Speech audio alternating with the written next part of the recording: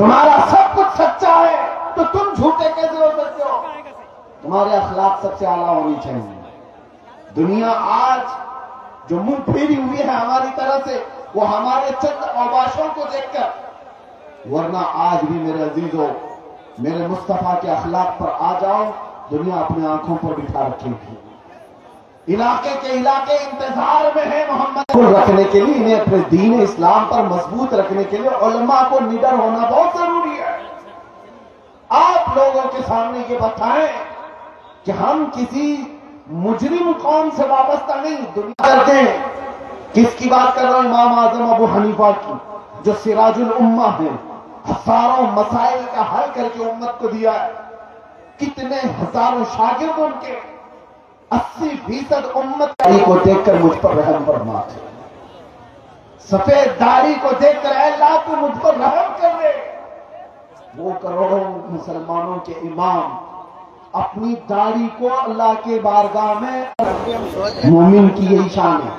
حضرت انس فرماتے ہیں شراب ابھی حرام نہیں ہوئی تھی، لوگ شراب پیتے تھے، دھیرے دھیرے اسلام میں شراب حرام ہوئی، تو اچانک جمعہ کا خطبہ دے رہے ممبر پر کھڑے ہو کر، اسی اسنا میں ایک صحابی حضرت عبداللہ بن رواحہ ابھی آ رہے تھے گھر سے باہر، مسجد میں اندر نہیں پہنچے تھے، باہر تھے، اور حضور صلی اللہ علیہ وسلم خطبے سے پتہ ہے، لیکن بات رسول اللہ کی میرے کانوں میں بھی آ، بیاج کہتے ہیں، کیا کہتے ہیں آپ؟ سود کہتے ہیں، بڈی کہتے ہیں، بیاج، انٹرسٹ، جس طرح سے بھی نبی پاک صلی اللہ علیہ وسلم کا فرمان جانتے ہیں؟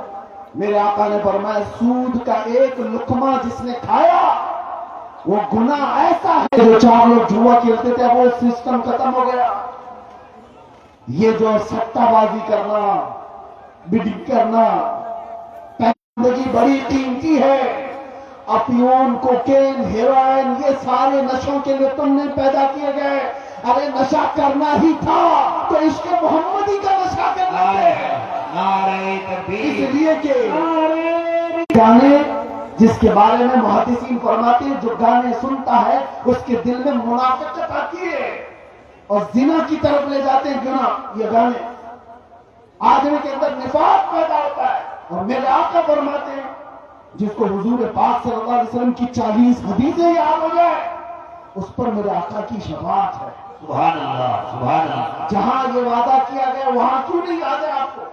ارے چھوٹی چھوٹی باتیں میرے نبی کی بھی یاد کرو، اگر محبت ہے تو اور رسول کریم صلی اللہ تعالی علیہ وسلم کی بارگاہ میں کسی بھی بچے کو اٹھا کر کے پوچھو تو ابھی یہ کہے گا جانی جانی یس پاپا، یہ سب کو پتا، یہ سارے بچوں کو شروع سے لے کر، میں اسکول کے خلاف نہیں ہوں، لیکن جہاں تمہارے بچے اسکول پڑھتے ہیں اپنے نبی کے اخلاق بھی ضرور پڑھتے ہیں۔ اسلام تمہارے گھروں میں ہو، سڑکوں پر نہیں، جلوسوں میں، احتجاج میں، نعروں میں نہیں، گھر میں اسلام ہو، تمہارے چہرے پر اسلام نظر آئے، تمہارے لباس میں اسلام نظر آئے، تمہارے کھانے پینے میں اسلام نظر آئے، تمہارے لین دین میں اسلام نظر آئے۔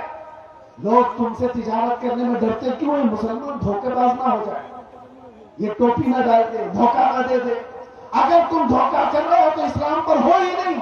میرے آقا نے فرمایا من غشنا فلیس منا، جو دھوکہ دیتا ہے وہ ہم میں سے ہے ہی نہیں۔ اور پھر یہ بھی اللہ کے رسول صلی اللہ علیہ وسلم کی حدیث ہے جو چھوٹوں پر رحم نہیں کرتا، بڑوں کی عزت نہیں کرتا، وہ ہم میں سے نہیں ہے۔ یہ ساری چیزیں آپ کے اندر آ جانی چاہیے۔ اب اخیر میں آپ سے یہ کہتا ہوں جو حالات بنتے جا رہے ہیں، 2 طریقے کے حالات آئیں گے زندگی میں، ایک تمہارا دین ختم کرنے کے لیے سختیوں کا استعمال بھی ہو سکتا ہے۔ سختیاں کیا ہے؟ مار دھاڑ، جیل، موت، یہ سختیاں، اور تمہارا دین تم سے چھیننے کے لیے یا تو سختی ہوگی، دوسرا امتحان بڑا ڈینجر ہے، یا تو پھر حسن، شباب اور دولت دے کر تمہارا دین لے لیا جائے گا، وہ دوسرا والا بڑا خطرناک ہے۔ پہلے والے میں تو لوگ بچ جائیں گے کہ ہم اپنے دین پر قائم ہیں، چاہے ہم کو مار دیا جائے، کاٹ دیا جائے، لیکن دوسرا والا جب آفر آتا ہے اتنا پکڑ لے آجا ہماری طرف، اتنا لے لے آجا ہماری طرف۔ دیکھو آج کتنے ایسے पार्टियां बदल बदल करके इधर से उधर जो घूम रहे हैं, इनका क्या हासिल है? ये सारे दीन इस्लाम को जानने वाले लोग नहीं है। सिर्फ टोपी और दाढ़ी रखने में से कोई मुसलमान नहीं हो जाता। उसके अखलाक और उसका अज़्म और उसका हौसला, उसका ईमान देखो।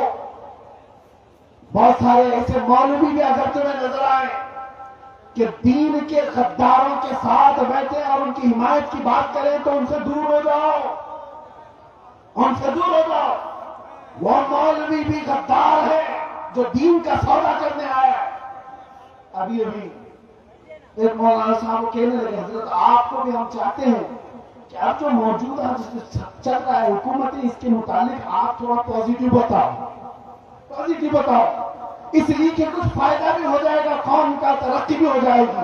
मैंने कहा मौलाना तुम्हारा हाल तो ये है, थोड़ा चारा क्या दिखा, थोड़ा चारा क्या दिखा।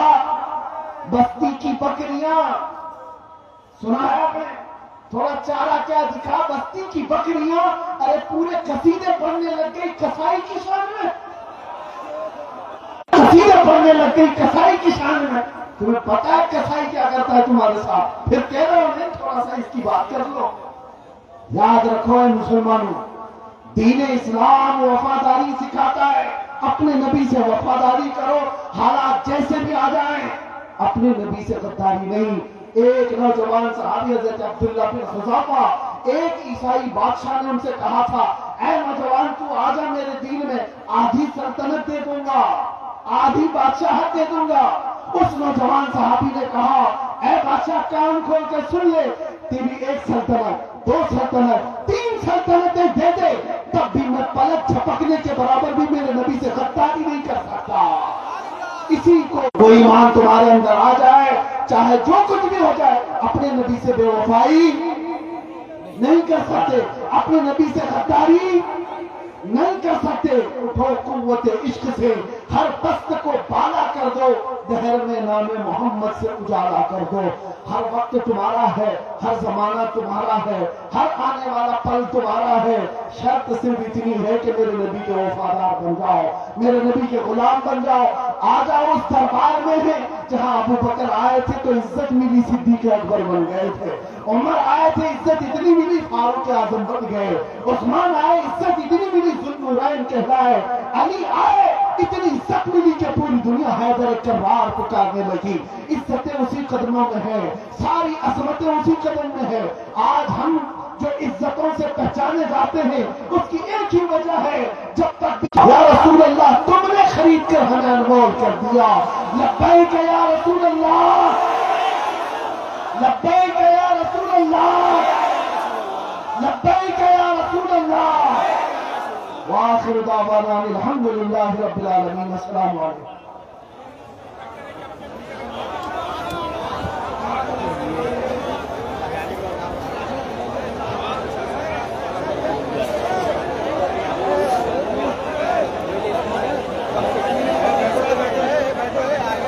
बैठ जाओ भाई, बैठ जाओ, ये गलत है।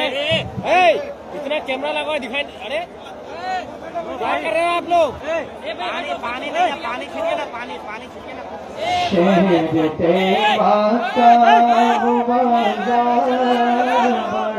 प्यारा है मौला का तरीका, बड़ा प्यारा है।